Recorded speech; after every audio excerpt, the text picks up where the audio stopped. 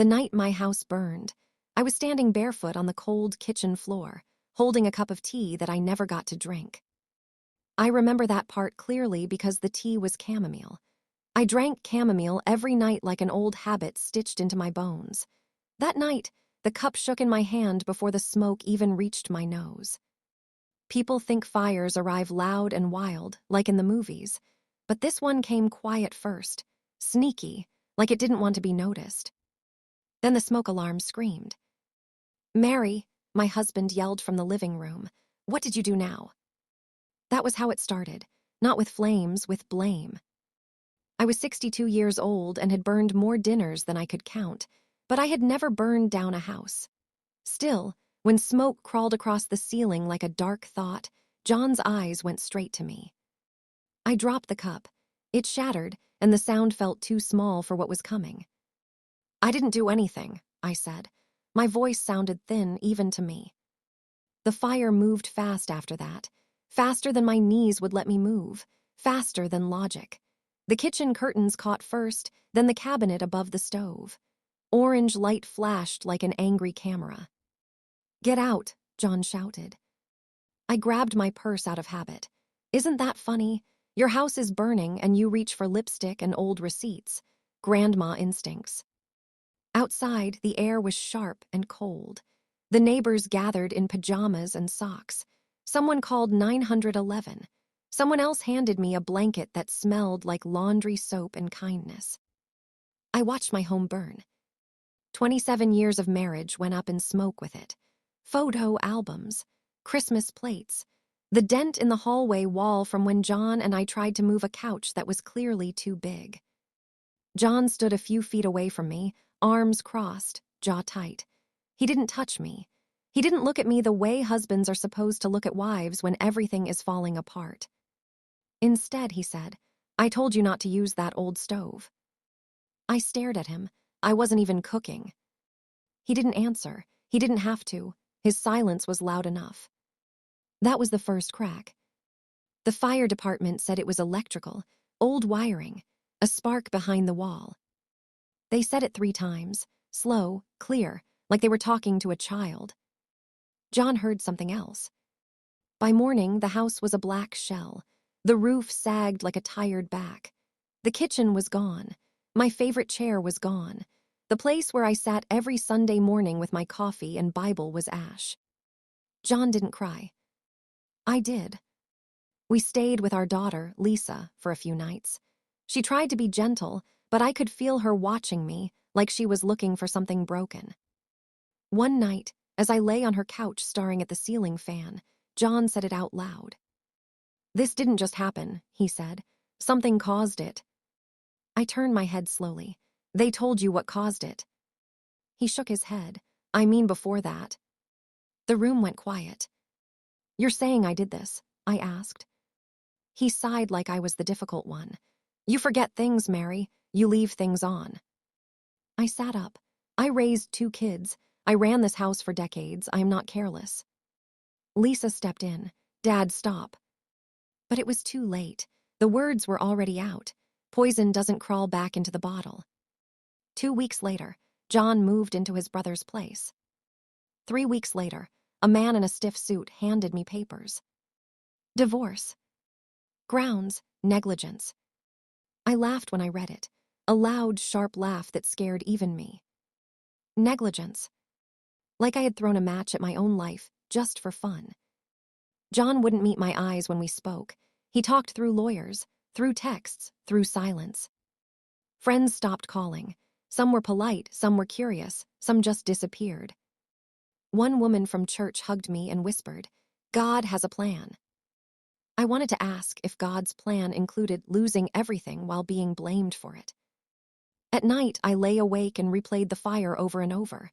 Every sound, every smell, every second. And something didn't sit right. I am old, not stupid. The stove was off. I knew that. I had checked it because the kettle takes forever and I'm impatient. So why did John look so sure? Then little things started to add up. The missing receipts, the strange charge on the credit card from a hardware store I never visited, The way John had insisted on handling the insurance paperwork alone. When I asked questions, he snapped, "You've done enough." That sentence burned worse than the fire. I started digging, quietly, slowly, like a grandma with time and a sharp memory. I called the fire department again, asked for the full report. I asked the insurance company questions John didn't think I'd understand. I found an old phone John forgot to wipe, a backup he didn't remember syncing. Funny thing about people who think you're weak, they stop hiding things. Late one night, wrapped in my granddaughter's cartoon blanket, I saw a message that made my heart pound. Not from a woman. From an electrician. My hands shook as I read it again. And again. Outside, the house was quiet. Inside, something woke up in me. I wasn't just a blamed wife anymore. I wasn't just a burned-out grandma. I felt it rising, anger, yes, but also something stronger. Clarity. If John thought the fire made me small, he was wrong. It lit something in me instead. And I was just getting started. The message sat on the screen like it knew I was staring at it. Wiring replaced last month, as requested. Cash payment confirmed. I read it slow, then faster, then slow again. My heart didn't race. It went cold. That's how I knew this was real. John had told everyone the house wiring was ancient, untouched for decades. He said the fire was my fault because I forgot things. But this message said the wiring had been replaced only weeks before the fire. And I knew one more thing. I never asked for that work. I put the phone down and pressed my palms together like I was praying, but I wasn't praying. I was steadying myself. 62 years on this earth had taught me one rule. When the truth shows up, you sit still and let it talk. The next morning, I made pancakes. That sounds strange, I know, but pancakes calm me. The smell of butter and sugar reminds me that life keeps going, even when it's trying to knock you flat. My granddaughter Emma sat at the table swinging her legs. "Grandma, why are you smiling?" I hadn't noticed I was. "Because I remembered something," I said.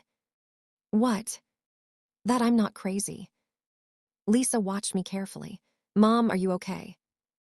"I will be," I said, and I meant it. Later that day, I called the electrician. His name was Mike, plain voice, friendly, the kind of man who says ma'am without meaning anything by it. "Do you remember working on a house on Willow Street?" I asked. "Yeah," he said, "couple months back." My fingers tightened around the phone. "Do you remember who hired you?" There was a pause, just long enough. "The husband," he said. "John, I think." I closed my eyes. "What exactly did you fix?" I asked.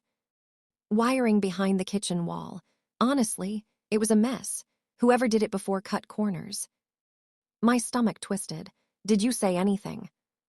"I did," he said. "Told him it needed more work. He said just do enough to pass inspection." Inspection. I thanked him and hung up before my voice could crack.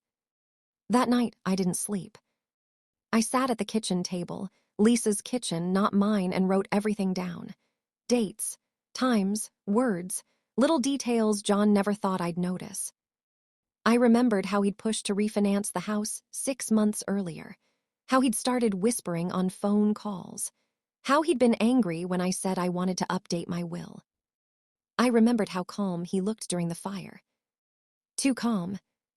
When the divorce lawyer called the next week, I surprised him. "I want a forensic investigation," I said. There was a pause on his end this time. "Mrs. Harris, that's unusual." "So am I said. John's lawyer laughed when he heard. "She's grasping," he told the judge. "Confused, emotional." I stood up.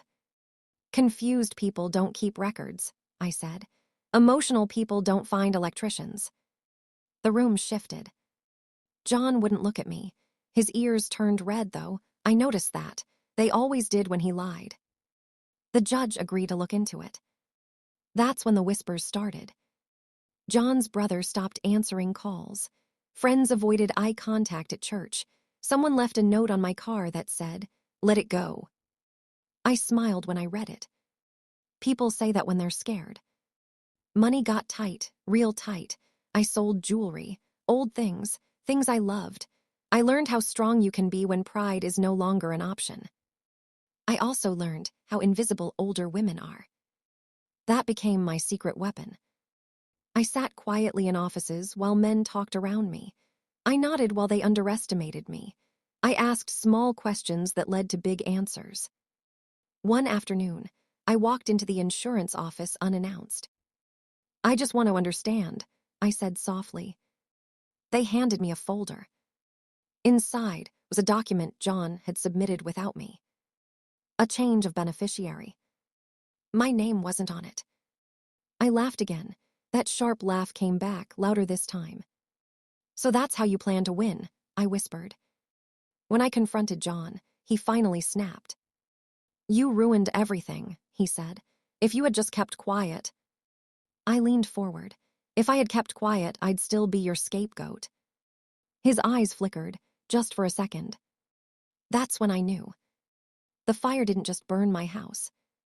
It burned his plan. Word spread fast after that, faster than the flames ever did. The electrician's statement, the insurance paperwork, the timeline that didn't match John's story. People started calling again. "I always believed you," they said. I didn't answer those calls. Belief is cheap after the truth is proven. At night, I stood a little taller, walked a little stronger. I bought a red coat I never would have worn before. Emma said I looked like a superhero. "Maybe I am," I told her. But the fight wasn't over. Not even close. Because just when I thought I had seen the worst of John, a letter arrived in the mail that made my hands go numb. Inside was a single sentence. "If you keep digging, you won't like what you find." No name. No signature.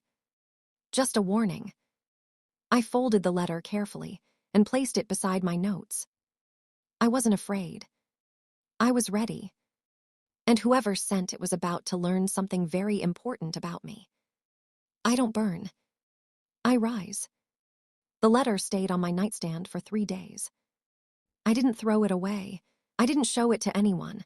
I just let it sit there, quiet and bold, like it was daring me to blink first. Every morning, I looked at it and thought, "You picked the wrong grandma." On the 4th day, I did something John never expected. I went back to the house. Or what was left of it. The city had fenced it off, but fences don't scare women who raised children in the 80s. I walked the line slowly, nodding at the inspector like I belonged there. Old age has its perks. People assume you're harmless. The smell hit me first. Burned wood, wet ash, memory. I stood where the kitchen used to be. I could still see it. The yellow curtains, the chipped counter, the place where John liked to stand and criticize how I loaded the dishwasher. I bent down and picked up a blackened piece of metal. The breaker box. It wasn't melted the way it should have been if the fire started naturally.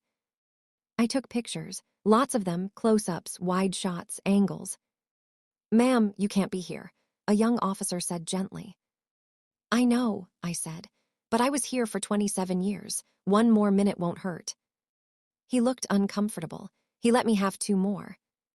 That night, I sent the photos to a fire investigator recommended by a woman from church who suddenly wanted to help. Funny how truth makes people brave. The investigator's reply came at midnight. "This doesn't look accidental." I stared at the words until my eyes burned. The next week was a blur. John's lawyer called, angry now, not amused. "Your accusations are serious," he said. "So is arson," I replied.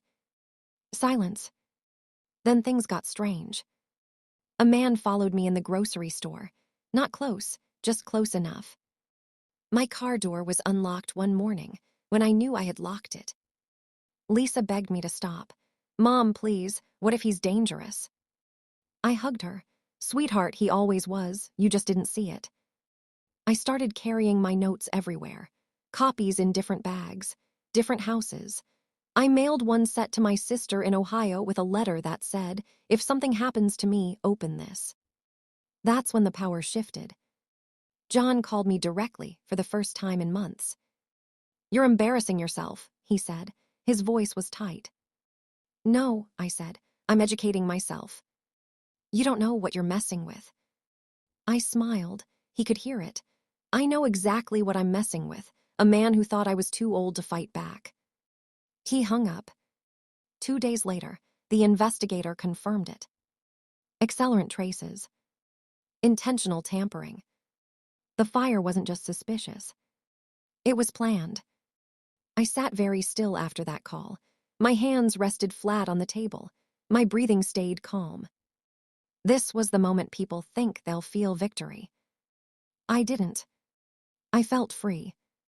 Because once the truth has a name, it can't hide anymore. The police reopened the case. Insurance froze the payout. John's brother suddenly returned my calls. "I didn't know," he kept saying. I believed him. Cowards don't need to know everything to play along. At church, the same woman who once whispered about God's plan now avoided me completely. I wore my red coat anyway. One afternoon, Emma asked me, "Grandma, are you a bad guy now?" I knelt down and looked her in the eyes. "No, baby, I'm a woman who tells the truth." She nodded like that made perfect sense. The funny part, I started laughing more. Real laughter, the kind that surprises you.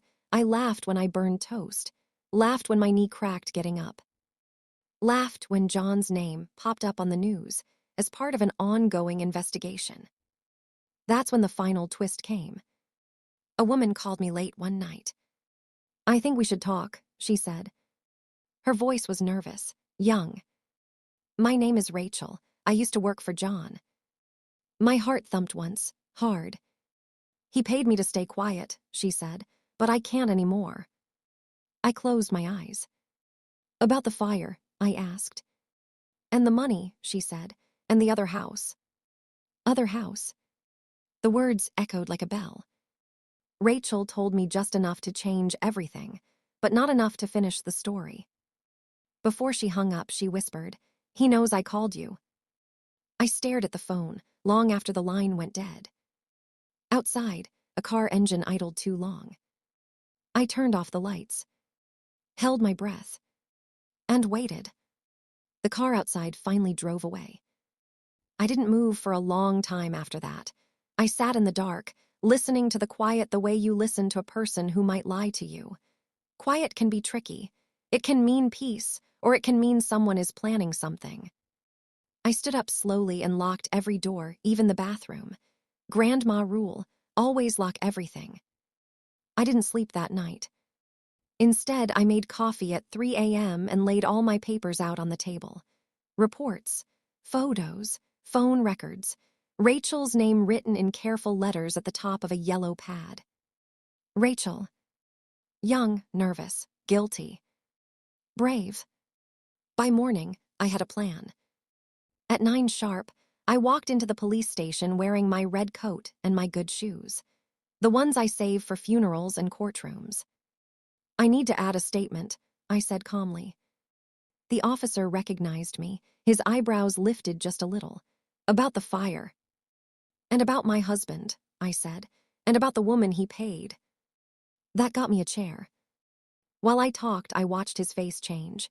Confusion, concern, something close to anger. When I finished, he leaned back and said, "Mrs. Harris, this is bigger than we thought." I nodded. It always was.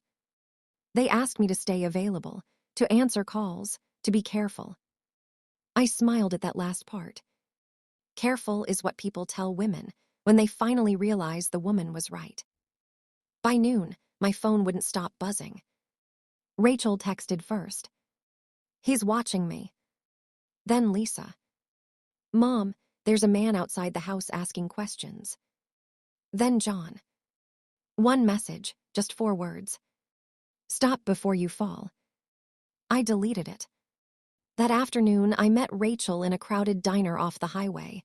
I chose it on purpose. Bright lights, too many witnesses, old booths that creaked when you moved. Rachel looked younger than I expected, early 20s, chewed nails, eyes that kept scanning the room. She slid into the booth across from me and whispered, "I didn't think you'd actually come." "I've survived worse," I said. "Start talking." Her hands shook as she wrapped them around her coffee. "He had another house," she said. "Not far, he called it an investment." I raised an eyebrow. "With whose money?" She swallowed. "Insurance money, loans, accounts with your name on them." My chest tightened, but I didn't let it show. "And the fire?" I asked. She hesitated, too long. "Rachel," I said gently, "I already know it wasn't an accident." Tears filled her eyes. "He said it would solve everything. He said you'd be taken care of." Taken care of. That's what men say when they mean erased. "He told me to delete messages," she went on. "To lie if anyone asked. He said you were confused, that no one would believe you." I smiled sadly. He forgot something. "What?" "I raised children. I ran a household. I survived him." She laughed through her tears. "You're not what he said you were." "I know," I said, "and now so does he."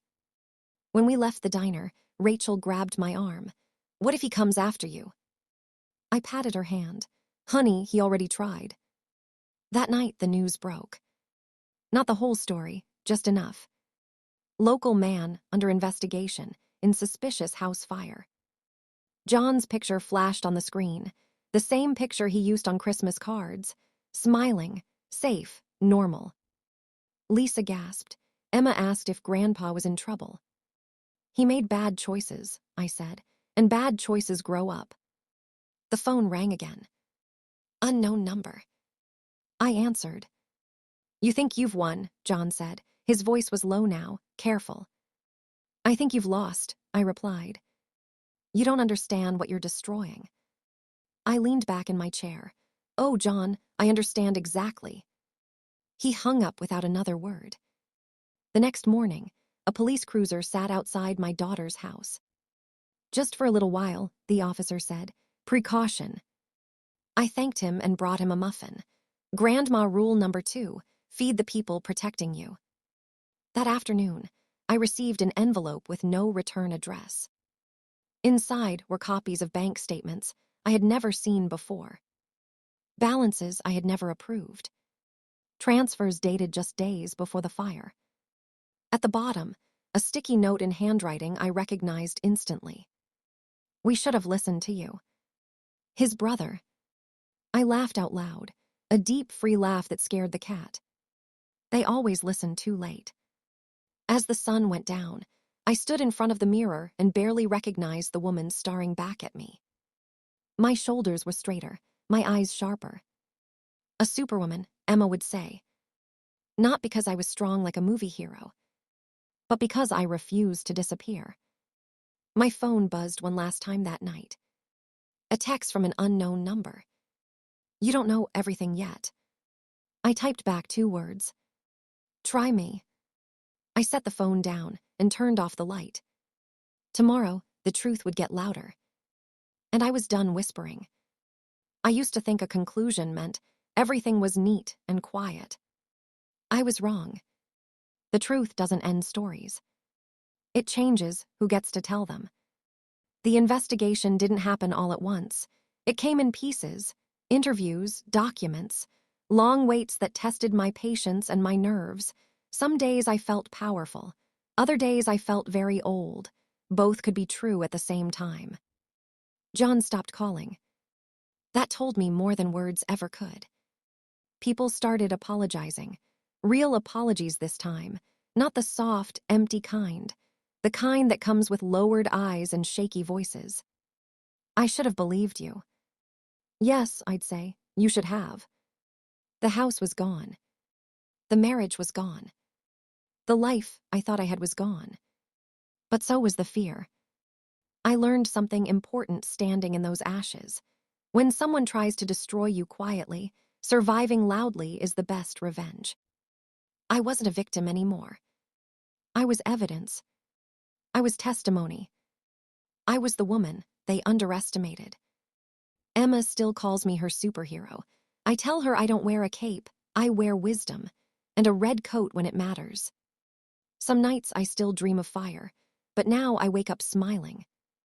Because fire didn't erase me. It revealed me. And there are still truths coming. Still doors opening. Still names that haven't been spoken out loud yet. This story isn't over. It's just no longer burning me. Now it's lighting the way. Thanks for watching. Kindly drop your comment about this story. And please subscribe to this channel and on the notification for more interesting stories.